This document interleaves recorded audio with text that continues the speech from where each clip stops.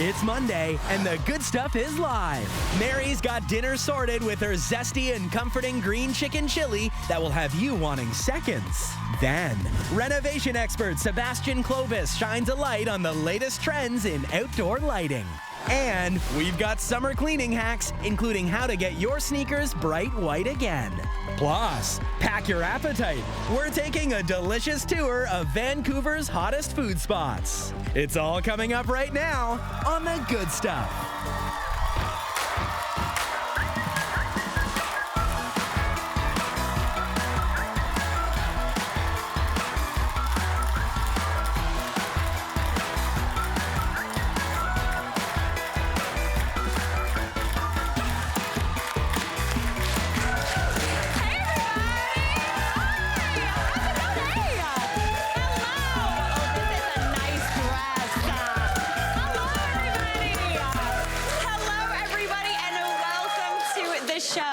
We are live today, and we are feeling good about it, right? Obviously, I love making dinner, and in my house there are a few dishes that are always a hit. We love my mom's mac and cheese, of course. Erin makes this dinner that we call the Erin Special. That's my personal favorite. But if I'm looking to get Myra super fired up, chili will most definitely be on the menu. Now, chili is typically like a fall dish, I feel like, really hearty, things like that. So for a little bit of a lighter, more summery twist, I'm gonna do a green chicken chili. Does that sound good? Yeah. Green chicken chili dress today because we're matching our food today. Now, this is an easy weeknight dinner that uses one of my favorite store-bought shortcuts because it's Monday. No one's got time to be in the kitchen today. But first, we're gonna chat the vegetables. So just basically the veg that are gonna get everything going. So the first thing I need is one yellow onion that I'm just gonna dice up.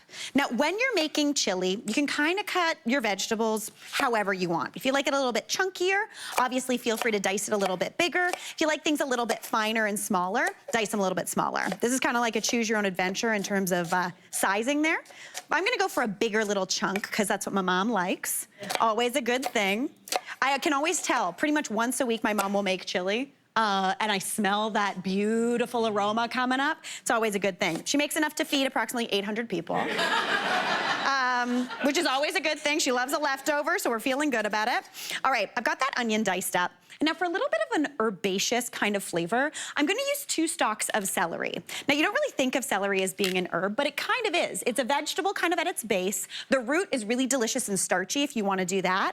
And then the leaves are a little bit herby, but I find if you slice that celery nice and fine, you get that herby quality. Really nice and bright and fresh. So I'm just slicing this nice. Again, you can dice it finer if you're feeling it.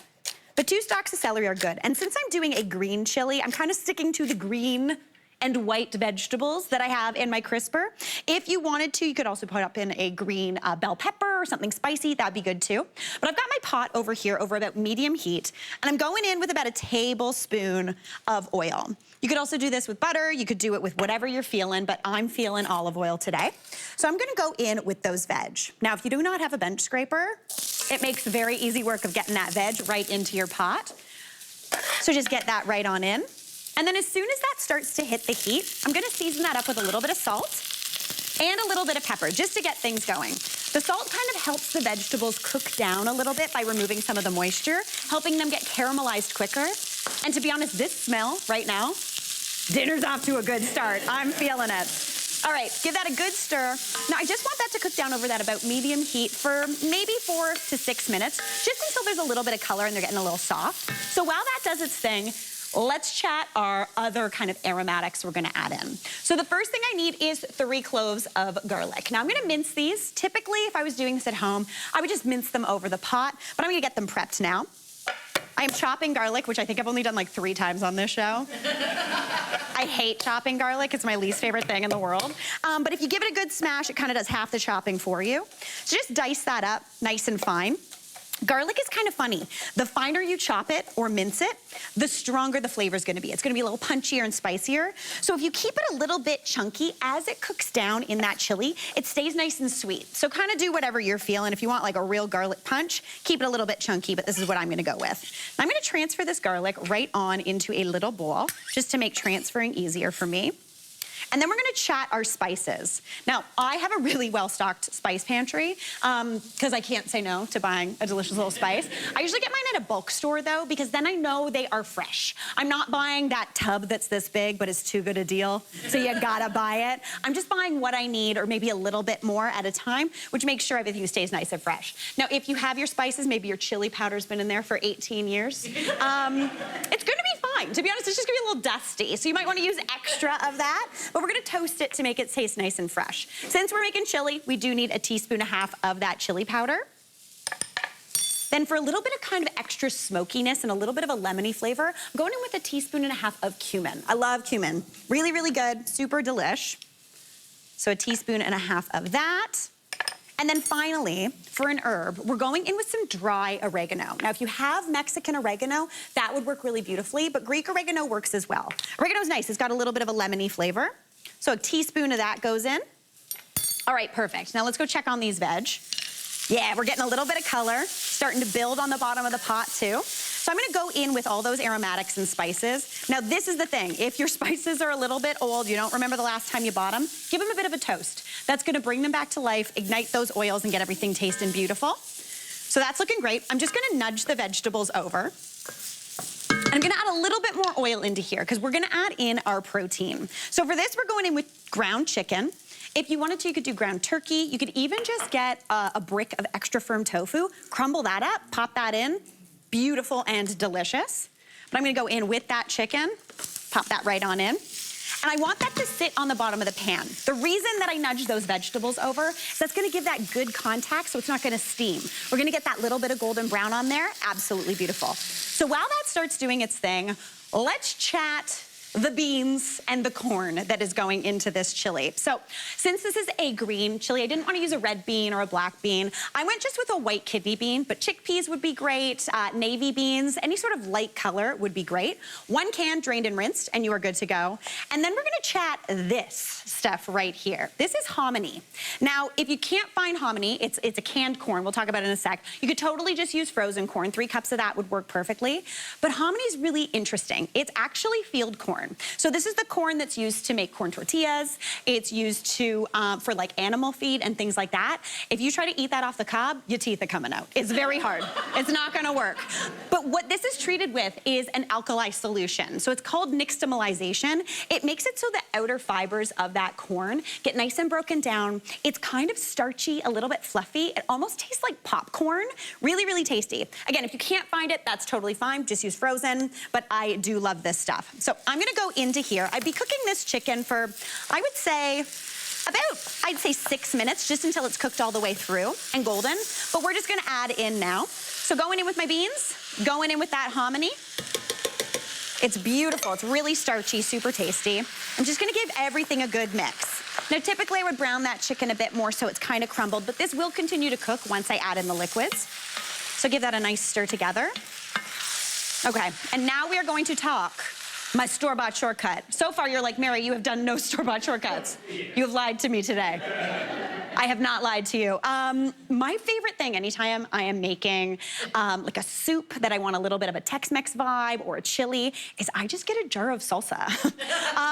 Someone else put a bunch of spices, a bunch of tomatoes, there's onion, there's garlic, super, super tasty. Since we're doing a green chili, we're also using a salsa verde. But if you wanted to make this a red chili, swap out those beans with a different bean, the beef or the chicken for beef, and you could use a red jar of salsa, but something with like a tomatillo in it. It's got a really nice flavor, not super acidic, really, really tasty. So I'm gonna go in with that full jar of salsa, and then to get things moving a little bit, I'm going in with a cup-ish of chicken broth. Now, store-bought is perfect. I'm also a really big fan of bouillon, so if you have bouillon, add in a teaspoon, and then just add in some water, boom, instant chicken stock, the dream. So just add in about a cup. That's gonna start going. That chicken's gonna keep cooking. It's gonna get absolutely beautiful. I'm gonna let this do its thing, get nice and cooked up, and when we come back, I'm gonna do another store-bought shortcut for a little bit of side to go with this chili, so stick around for that.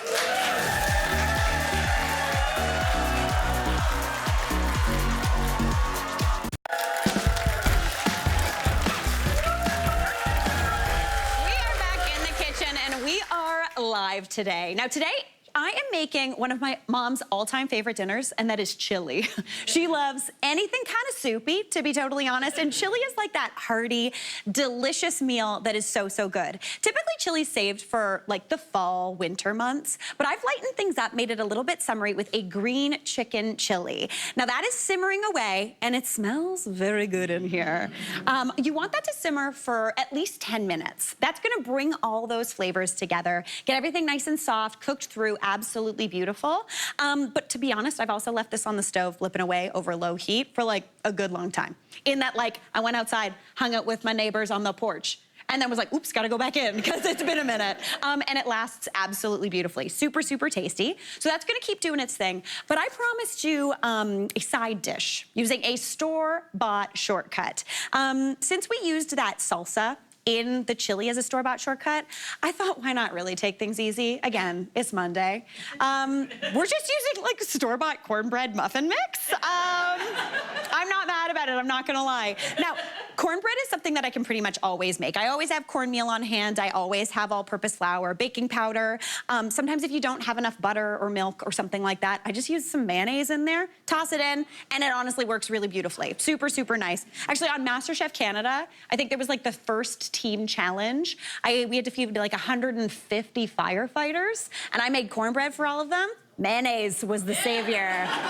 Always good. All right, but I'm gonna get to work on this. Basically, do whatever the box tells you to. I've got my mix in here. There's got that beautiful cornmeal in it. I love the texture of cornbread.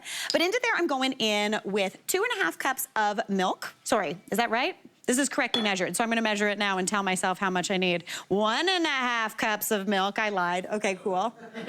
Again, follow the instructions on the bag and you'll be good to go. Now into there as well, you could also swap that out if you wanna pretend you made homemade, put buttermilk in it. Ooh, that'd be delicious. But I'm gonna go in also with 1/2 cup of butter, always good with corn. And then I'm gonna go in with 2 eggs. Now, I find there is nothing wrong with taking a store-bought shortcut, oopsie. Don't put the eggshell in there, Mary.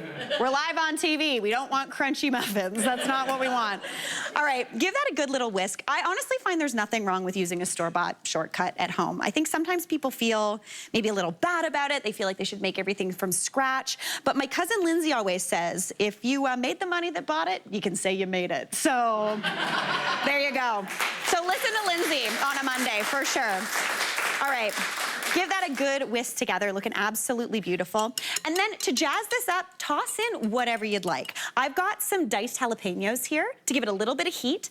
As those cook down, they do tend to mellow out a little bit, so put in as much or as little as you'd like.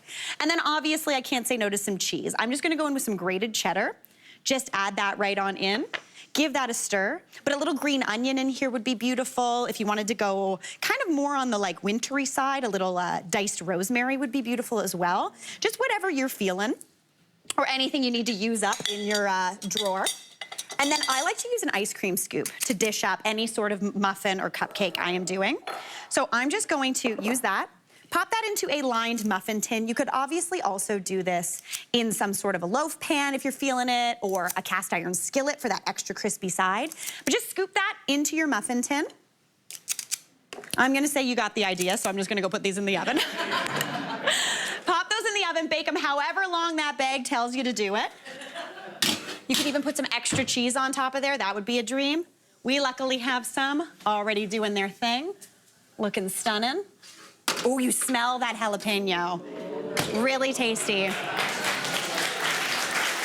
if you want to be extra fancy, serve this up with some butter, but as soon as they come out of the oven, just rub a little bit of butter on top while they're still warm. Gives you a little bit of a glisten. Super, super tasty. You can melt the butter and daub it over.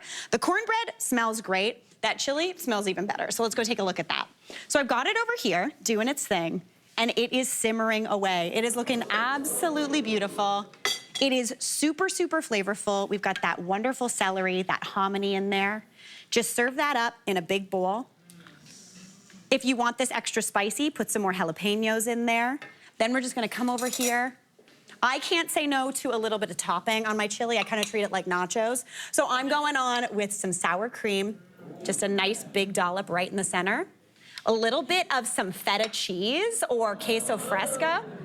A little bit of cilantro on there, just torn right over top. And then this is a must for me. A squidge of some lime juice is gonna make everything absolutely beautiful. Brightens everything. Even if it's been simmering away on the stove while you've been chatting with your neighbor, it's gonna be a total dream. All right, I'm gonna give it a taste. Now, if you can't find hominy, again, just regular corn would be beautiful. This, to me, is a Monday night winner. Okay. Oh, it's hot. Oh, very good. Now, studio audience, if you want to batch up this chili, we've got you covered. Thanks to Crate & Barrel, you're all going home with these freezer-friendly super cubes. Enjoy. We gotta take a break. We'll be right back. We're back in. Up next, renovation expert Sebastian Clovis shines a light on the latest trends in outdoor lighting. That's up next.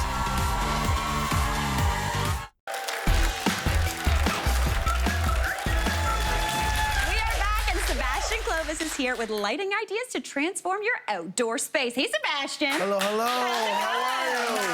How's everyone doing? Okay, I'm feeling good about this. Tis the season to really make your outside feel so comforting. Yeah, give it a little glow up. Glow up, we love that. You know, so I'm excited about this one. Your team actually called me and they said, Seb, hey, do you have any ideas for outdoor lighting? I said, absolutely, I have some ideas for outdoor lighting. Yes. Hung up the phone. I said, y'all have no ideas for outdoor lighting.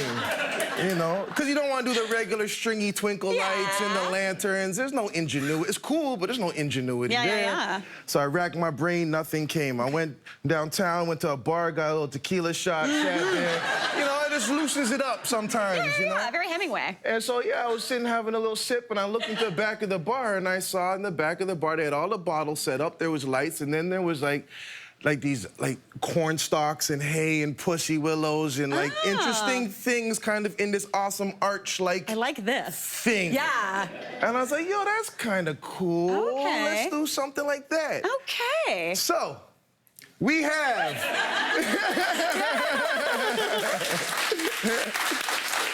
the awesome arch of overgrown garnish. I like this. Awesome arch of overgrown garnish. This is an excellent name. Yeah, I don't know if you would call this garnish, but... We're calling it garnish. Yeah.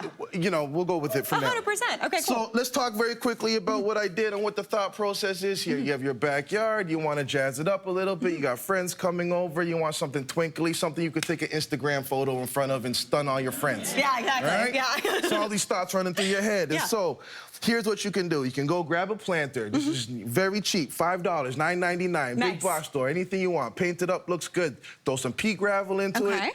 And then I got a 2x2 piece of lumber, okay? Just very simple 2x2, straight up, and then a shorter part of that 2x2, you can get them to cut it in the store if you don't, if you want to.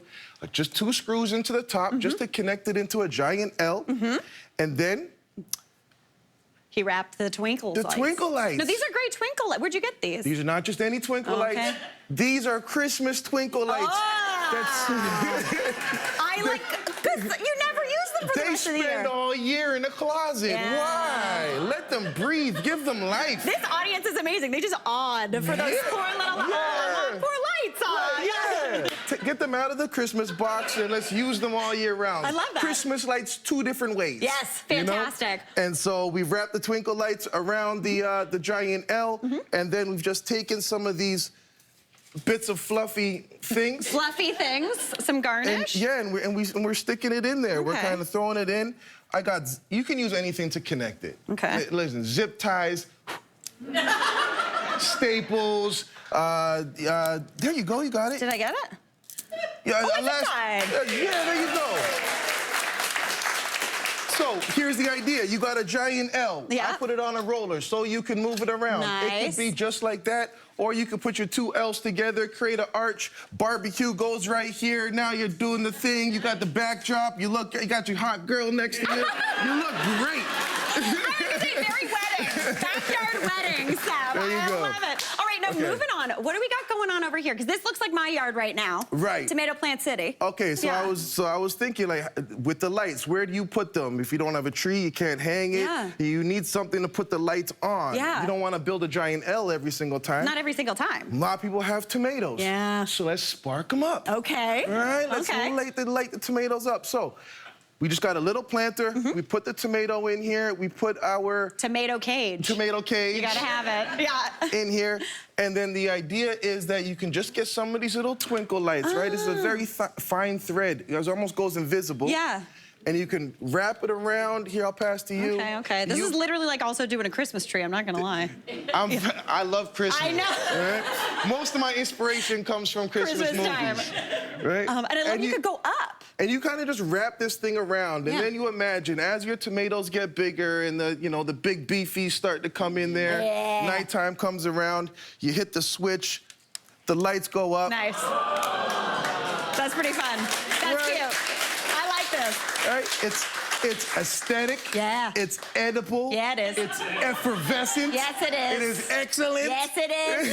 I love this energy. I love a fancy tomato. There you go. This is great. Okay, so we've got our tomatoes all glowing. We've got our archway, our photo op. And you're like, yo, my fence is so boring. So boring. You know, everything else is going very nice, but the fence, it's not speaking to me. Yeah. So I went online and I just found something that I thought was very cool. I've never actually seen a light quite like this one. We've all seen the lights that go on top of the fence post that kind of shine up. Yeah. Boring. I found these ones that I thought were very cool. So it's like a little can. Oh. And it's got like a little what do you call this? Filigree? Filigree? Nice. Yeah. See, I used the word filigree earlier. She's surprised I knew it. I was good. It was good. Yeah. For those of you who don't know, filigree is an ancient technique of weaving gold and silver threads. And if you really did filigree and you heard me call this filigree, you would be like, nah, man. Yeah, upset. There's some very triggered filigree artists out there right now. All right? Anyway, okay, we got the fake filigree on top of this can. It's got a little solar light on here. And when you pop it on, it's going to be hard to see with your studio lights on. I'm not sure if you can do anything about that. Maybe we could bring these lights down a little bit. Ooh! The darker it gets, the bigger that pattern gets. And all of a sudden, you got like this very mandala type effect on your fence. And it's just cool. Oh, my gosh. I love those. Yeah. Those are I was like, when I thought we were doing the solar lights, I thought it was, the ones you stick in the garden. Nothing wrong with those. Yeah, but this is vertical space. Next level, 2025. Literal. Come on. Yes. Let's go. Sebastian, bring in all the bright ideas. Here to the good stuff. There you go. There you go. Thank you so much, sir. That was absolutely fantastic. Great ideas. We got to take a quick break, but we will be right back. That was great, man. Up next, pack your appetite. We're taking a delicious tour of Vancouver's hottest food spots. Stay tuned. Tomorrow on an all-new live episode of The Good Stuff, we're turning up the heat on summer savings. Get red carpet style without the celeb price tag with stylist Erica Wark. Then, score the hottest beauty looks with drugstore dupes that actually deliver. And Owen Reeves hits the garden center with money-saving tips for your backyard dreams. Plus, in the kitchen, Mary's whipping up a budget-friendly dinner that's big on flavor and easy on your wallet. That's tomorrow, live and all new on The Good Stuff.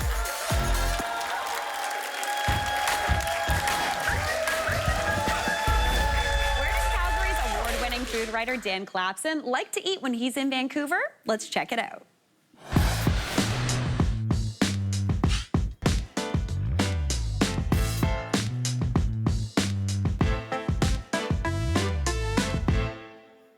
Now, when I land in Vancouver, the first thing I think of is having brunch. The city is famous for brunch, and the Fairmont waterfront and its restaurant Arc is certainly no exception to that. They have delicious breakfast food all week long, but their bottomless brunch on the weekends is a must try. So come with me and I'll show you all they have to offer here.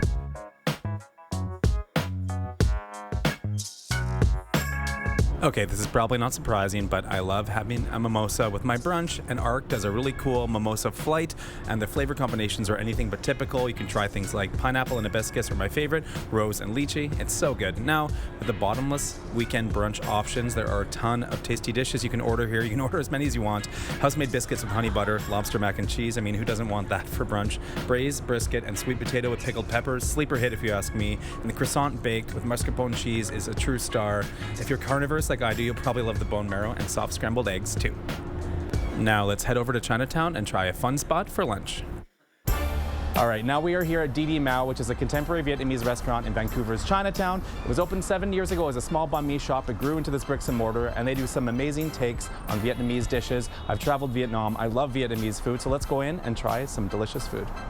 Obviously, Vancouver is a city famous for its Asian food scene, so it's hard to pick just one place in this segment, but I love Vietnamese food, so Didi Mao in Chinatown is the lunch spot for me. The wings are really famous here, as are the fried sticky rice appetizer with the Chinese sausage and the fried egg, but I really love the golden bassa roll. This is an homage to a famous dish of Hanoi, chak a la vong. It's made with dill, herbs, turmeric marinated bassa. It's delicious and beautiful. Now, the short rib pho beef dip is also a must-try too. The sandwich is huge, and you dip it in the pho broth. It is like messy and delicious in the best way possible, and make sure to sip on the mango sticky rice drink before you head on to your next stop. And now it's time for dinner. We are going to check out Celine, which is one of the hot spots in Vancouver. It's an Aegean restaurant, so if you're craving Mediterranean flavors, this is it. Let's go see what they have to offer. It's no surprise that Vancouver has no shortage of hot new buzzworthy restaurants, and Celine is the talk of the town. The contemporary Aegean restaurant serves up vibrant dishes like chili lemon, feta stuffed olives, a stunning take on classic Greek salad, or horiatiki as the Greeks would call it. Really, really delicious mussels. Ooh, I'm still thinking about those. And a beautiful branzino with roasted grapes and grape leaf tremula. It's honestly so delicious. They do a really fun take on a dirty martini as well, using a seaweed-infused gin from Vancouver Island called Sheringham Seaside. It's my favorite gin in Canada, and also a house-infused caper leaf vodka. Now, I am pretty full, but I still have room for a little bit more. Our last stop of the night is a vinyl listening bar. It's called Berg. It's owned by chef Andrea Carlson. She is the only Michelin-starred female chef in the entire country. Her restaurant, Burdock & Co. is famous even beyond Vancouver, but this is a more casual spot. Great wines, great cocktails, amazing small plates. I couldn't think of a better way to end my little trip to Vancouver than going here, so let's head inside. Now, at its base, Bar Gobo is a vinyl listening bar, so that means the room has been fitted to absorb sound properly, hear sound properly. They have really good quality speakers to play records specifically. This concept's getting more and more popular across Canada, but Bar Gobo is special because it's owned by chef Andrea Carlson, so they pour funky wines, martinis, Negronis, and have a bunch of clever snacks. I like the fried sesame balls with chicken liver mousse and guava jam, but the baked West Coast oyster with nettles and coconut lying sauce is like oyster Rockefeller reimagined, and it's so good. Order 2. You will not regret it. Everybody welcome Dan Clapson. Dan, oh my gosh, what an absolute delight. Okay, so that was like, I feel like you, were you ever not full? Well, that's the story of my life, honestly. Yeah. I was saying off camera, it's not out of context for me to eat that much most days. Yeah. Yeah, and I am hungry now, so this is kind of good timing. This is perfect. Now, okay, I'm very excited because in honor of Pride Month, you're highlighting some incredible LGBTQ+ restaurants all across Canada. Yes. Okay, that's amazing. We love that. All right, where are we starting off? Well, first, I just want to mention that there's not very many queer-owned restaurants and bars across Canada. Of course, there's nightclubs, but to actual sit-down eateries, there's not very many. So, you know, we talk about diversity a lot, and it's important, I think, for younger queer people to see what they can attain in the food industry, and I think that these places are a really great example of that. Oh, that's amazing. We love that. Okay, so we're starting off in Victoria. We're going back to BC. Yes, you can't have enough of it. Exactly. So this is a cocktail from a restaurant bar called Friends of Dorothy. Okay. They have 2 locations, one in Victoria, one in Kelowna. The Victoria one's special because they partner with a local restaurant called Hank's. So they have, you know, sometimes gay bars don't have the best food. But here, they have delicious house-made pastas, really delicious appetizers, and amazing cocktails. So this is a no place like home drink. It's love that. Yeah, it's beautiful and purple. Yeah. Made with yuzu, grapefruit. It's shaken with some Empress gin. And Empress gin, it's that color-changing gin. It's actually made on Vancouver Island outside of Victoria. Oh, that's amazing. Yeah. Okay, so first off, while we cheers to this, tell me a little bit the name of this this bar. So Friends of Dorothy, this was a saying years ago. It's good, right? Happy Pride. Happy Pride. That's what we like. She punchy. Delicious. That's great.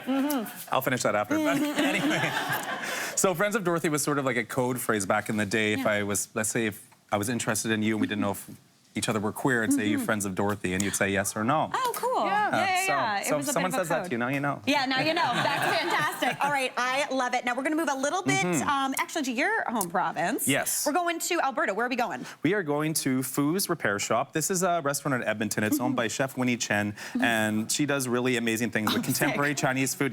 Super fun room. Very vibey for cocktails and late night eats, or midnight eats, Yeah. like mid-evening eats. Yeah. This is a spin on a famous Western Chinese dish from Edmonton. It's typically peaches and cream and prawns. This is called peachy shrimp. Yeah. Okay. So I don't want to freak you out, but there are canned peaches in here. Okay. And condensed I'm intrigued. milk. Okay. And prawns, among other things. So some lotus chips here. Okay. Some prawn crackers. Let's go for a little bite. Oh, that's a little bit big. I'm going to steal my... That's really good. It's kind of like the sweet, sour, crunchy. That's really good. The texture in that. Oh my gosh, that's really good. When you said canned peaches, I was like, I don't know about this, but this is really good. I was scared my first time too, but now I'm going in for a second bite. There we go. This is absolutely fantastic. I love it. All the that's in textures. Edmonton? Great job. Amazing place to check out. Edmonton's so good. All right, now we are moving into where we currently are. Toronto. Yeah, where are we going in Toronto? Yeah. And obviously, Toronto is a city epicenter of queer culture and community here. This is from Hair of the Dog, so a very, very famous pub on Church Street. This is their iconic fish and chips. So, you know, if you're feeling tired during Pride, this might be a good pick-me-up. Or pre-game. A pre-game. Always a good thing. Now, we just saw some pictures of dogs. So it's a dog-friendly bar? Yes, dog-friendly bar as well. You know, not all places will allow dogs. Oh my gosh. So cute. That's what my husband Aaron and I would call a person in a dog suit, because it looks like a little person. So yeah, it's great for many reasons. It's known for being a community hub in the area. And again, with the Pride Parade coming up, that'd be a great place to go. That's fantastic, and a great patio. Yes. Yeah. Yes. Okay, wait. I'm going to. Yeah, let's get in. I'm going to use my hands because we're let's do just that. going for it. Okay, let's do. Oh my gosh! And then I'm dipping it into this slaw. Yeah, let's do it. Just for fun. Okay. And cool. this was delivered like right before the show, so this is like hot off the grill. Crunchy. Oh my gosh, damn. That's great. That is a good fish and chips. Yum. You know what that's good for? You're right. This is a good, as I'd say in university, pregame, or a good like after the night. The day after, and with some Hair of the Dog. How fantastic! I'm picking up what we're putting down. All right, now let's head all the way out to the East Coast. Where are we going? So this is a dish from Real Fake Meats. It's a very popular plant-based diner out there. Chef Lauren Marshall and her wife Kim Carson own it. They do delicious takes on fun, like sandwiches, burgers, and whatnot. And this is her take on a vegan donair. Halifax donair is famous, obviously. Amazing. Yeah, this is sort of like a lighter, I don't want to say healthier version, because there's still some coconut-based donair sauce on top. Nice. The recipe, I think that the Good Stuff has is going to be using the donair spice with smoked tofu, but they do make their own donair meat with seitan there instead. Okay, that's amazing. Yeah. So this one's based in You've got to have a donair. It's the classic late night Halifax snack. It really is. For sure. All right, shall we dig into this one? Yes. You want to go for the wrap? I'm going to go for the wrap. You're giving me the tricky one. I love this energy. I'm just going to go for yeah, there we go. I'm going to go for one strip of the tofu. I'm still working on this also fish and chips. It's so good. Okay, here we go. Let's do it. I mean, come on. It's so good. That is out of control. The tofu works so well. That coconut donair sauce, I would say. I like that better than a regular donair sauce. I agree with you, actually. No big deal. This is fantastic. So many great restaurants. I love the fact that we're highlighting, like you said, there's not a lot of LGBTQ plus owned restaurants and celebrating them, especially this month, but all year long. You get some delicious food, you get to meet some people in your community, and it's absolute delight. Exactly. Dan, thank you so much for taking us on this tour. That was so good. Happy Pride, Dan. You too. We gotta take a break. We'll be right back. So good. Coming up, we've got summer cleaning hacks, including how to get your sneakers bright white again. Don't miss it.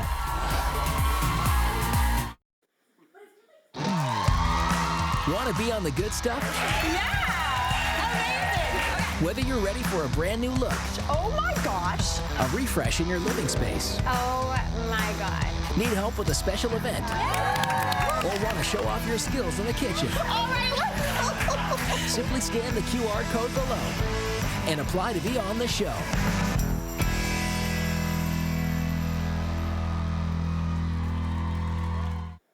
Are you sitting at home thinking, hey, seeing the good stuff live would be fun? Well, you are in luck. We would love for you, along with your friends and family, to be a part of our studio audience. Just scan the QR code at the bottom of your screen for your chance to join us. Tickets are free. Can't wait to hear from you.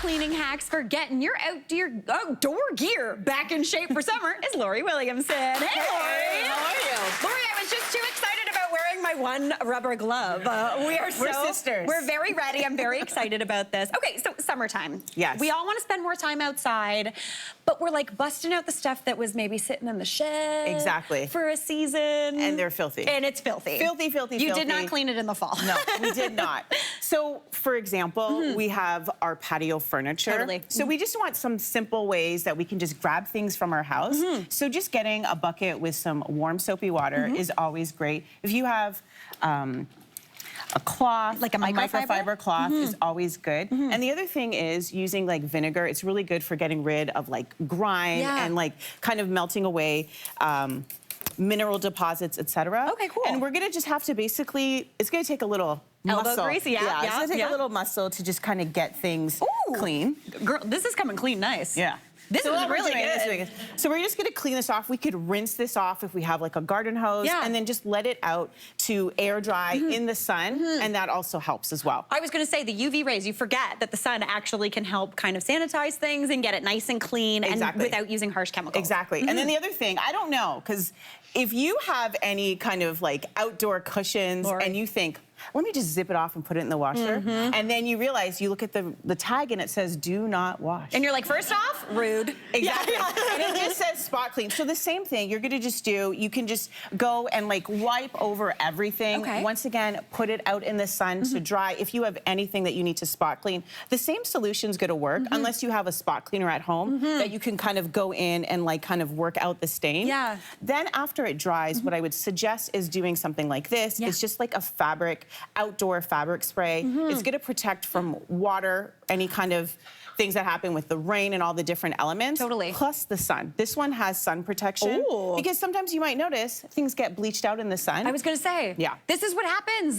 And even like my cover gets bleached out. And I was like, oh boy, my furniture's about to look beige. We want these things to last. Yeah. Like they're not cheap, so we want them to last. So like if we just do this, we can kind of give a little sprucing up. Like look how clean that is already. Honestly, that was a thrill. I was like, I feel like you and I got a real thrill out of that one. I'm not gonna lie. Absolutely fantastic. Now, I love the fact that we got our patio furniture done. What if we're looking for a little bit of a snack? Of course. But maybe things are a little right. We love this. I love a cooler. These are supposed to last for so long. But like, let's open it up. Okay, let's see what's going on. Take a little whiff. A little. Oh yeah, nope, she right. Musty. She right. Yeah, it's musty, yep. and we don't. So what we want to do is, you know, once again, we can take our vinegar and we can kind of just spray it in there, right? Get it to, and it's not that vinegar smells that great, but vinegar is really good at like kind of freshening things up. At least vinegar smells like food. Yeah. Yeah. And then once again, we can go in and we can wipe everything off. Do you know what I love about the cooler too? You can just fill it up with water and then it's got a spigot out the back. Ooh, very good. Whoever invented that's a genius. Very good. Now, one thing that we might notice though, it might still smell like mildewy. So one of the things that I use this in my actual refrigerator. Okay. And what it is, it basically absorbs all the odors. This lasts for 10 years. What? Wait, okay, so is it like, it's like using baking soda, but what's on the inside of that? So this has some type of decomposition technology. Okay. Kind of similar to activated charcoal. Oh, okay. So you can actually just kind of put it in there. Yeah. And then like, you know, put it in like your garage and stuff like that as well during the day. Just open it up to the sun and that can also help as well. But this is great to just do. And then of course, we're just gonna wipe our special solution. Honestly, you could just walk around with it. Yeah. And just kind of like clean off everything and then, you know, let it air dry. That's the beauty about it being summertime. I know, you can actually just stick it outside and it'll actually dry. Exactly. Wait for a rainy day. My mom calls that the senior's car wash. That's her favorite thing in the world. It's always good. Pop that out and you're good to go. Exactly. All right, now what about like sneakers, sandals, things that are used to be white but are now looking a little bad? So what we're gonna do is we're gonna put like a little bit of, a little TLC to this. So you can add a little water to some baking soda. You can also add a little dish soap and make a little paste. Now the key is, this works really good with like gym shoes as well as sandals. And then you could kind of just like go ahead and like use a brush and kind of like clean these things off. Yeah. And then as well, putting it out in the sun. Like the sun is like our favorite friend when it comes to cleaning outdoor things. And you can kind of clean it off, wipe it, and then as well, if you have any odor, you can just sprinkle in some baby powder? baby powder. Nice, in I there like this. and just kind of Zhuzh it let around? air, yeah. You can have little baby's feet at the Exactly. gym. I like that. That is fantastic. Again, smelling so nice. It's also a really good thing to do. This is the season that if you've got like a front kind of entryway, Exactly. it's a little footy. Exactly. So yeah, that is a good, that actually Exactly. smells amazing. All right, It now, does. last but not least, you're gonna show us a chemical-free way and also like bristle-free way to clean our barbecue. Yeah, so one of the things is that we've noticed over the last little bit, when it comes to cleaning your barbecue and you're using bristles, people are often afraid that the bristles are gonna start coming off into your food. Totally. Right? So I think you're very familiar with this. So we have an onion. Yes. And we're gonna have you... Stab the onion. Yes. Okay, cool. I'm gonna do it down here. Okay. So you get it, look at this. Awesome. So I'm gonna take it over. Let's go over to our barbecue Like a here. wizard. Yeah. And we're gonna clean the outside later. Don't pay no attention to the outside of this barbecue. So when we have heated up the barbecue, what we're gonna do is we're gonna rub the onion on the grates. Okay. And what that will do is will help to remove any of the residue, etc. Plus, I feel like it's actually seasoning our grates for that steak, It does. right? I was gonna say, put a steak on this after. Exactly. Ooh, what a delight. Exactly, Yeah. right? So once this is nice and hot, it's very easy, right? Easy. The moisture in the onion kind of pulls Yes. away, but then the little bit of acidity too. Exactly. Yeah. Exactly. Okay. And then once this is all kind of done. Oh, yeah, look at that. We're gonna, look at that. Ooh, we cleaning up today. And then once it's done, once it's all nice and cool, what you can do is you can bring in a little bit of oil, like olive oil, and just kind of grease down all of the grates. This is my favorite. We've got some over here. You get your favorite pair of metal tongs. Yes. You dip it in a cloth that is your barbecue cloth. Yep. Little dip, make sure it's cotton, and a little rub right before, and you are gonna have nothing stick. We love that. We love that. Yes. Lori, this is a good 1-2 punch. I love it so much. Thank you so much for helping us Awesome. stay nice and clean this summer. Great All right. job. Wait, we need to do that side. Yes! We gotta take a quick break, but we will be right back.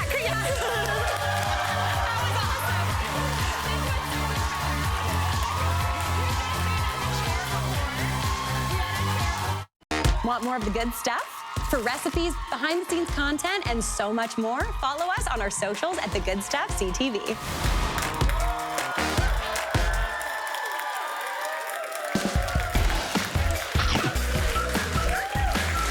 Summer dresses are a wardrobe staple. Here's stylist Alexis Hunt with a few of her faves to add to your closet this season.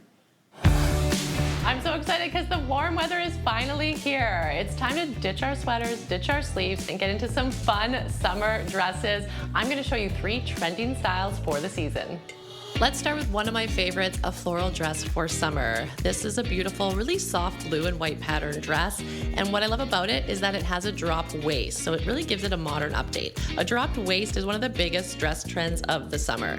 To do a little fresh twist on the styling, I've paired it with this beautiful yellow kitten heel. It's kind of a color clash and it keeps the look interesting. And with the bag, since we're already wearing a heavy print, I kept it really minimal with a white vegan clutch from Canadian brand IECO. Next up, let's show you how to style the classic summer dress. Now this one has a twist because it's not a neutral. It's a beautiful baby blue color, which is really, really great. I encourage you to try more color in the summertime. This dress is gonna keep you cool all summer long because it's actually made of t-shirt materials. When you're wearing a minimalist dress like this, it's great to pair it with more statement accessories. So I love a gladiator style sandal and an oversized raffia tote to hold everything you're gonna need for the day on the go. This one might actually be my favorite. I love a good black dress in the summer, but surprise, this is actually a 2-piece. I love versatility in my closet, and this one does just that. When you're wearing black in the summer or a dark color, you just wanna make sure you're looking for lightweight materials like linens or cottons. And to keep the vibe seasonal, I've styled it with a strappy brown sandal and a rust raffia circle tote, which really just mixes warm, earthy neutrals with the black. It's a fresh combo that we're seeing everywhere this season. Well, there you have it. You're all set for summer. Alexis, so cute. I'm glad I wore a dress today, which you helped me pick out. So nicely done. That black one, oh, so cute. That is our show for today, everybody. Thank you so much for being here, and thanks for watching. We'll see you tomorrow live.